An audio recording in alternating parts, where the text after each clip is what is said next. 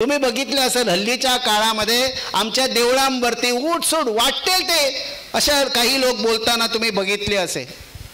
हे बोलणं तेवढं बोचत नाही. जेव्हा महिला एखादी काहीतरी आपल्या धर्माबद्दल आणि काहीतरी अनुद्गार काढते त्यावेळी जास्त दुखतं. ही भूमी माता आहे, या देशातल्या कन्या आमचं भावी भविष्य आहे आणि त्यांच्यावरती जर असे आमच्याच देवळांवरती जर नको नको झालेले जर समजा शब्द प्रयोग करत असतील तर ते जास्त हानिकारक आहे.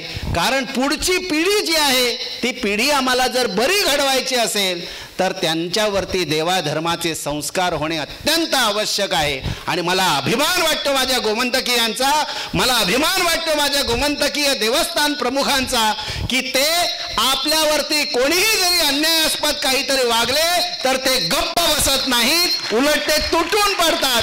मी त्यांचा खरंच मी त्यांची आज स्तुती करतो यासाठी, कारण त्यांनी आपल्या देवीला सांभाळण्याचं व्रत धारण केलेलं आहे, त्यांनी आपल्या देवाला सांभाळण्याचं व्रत धारण केलेलं आहे, त्यांनी आपल्या देवस्थानांना सांभाळण्याचं व्रत धारण केलेलं आहे.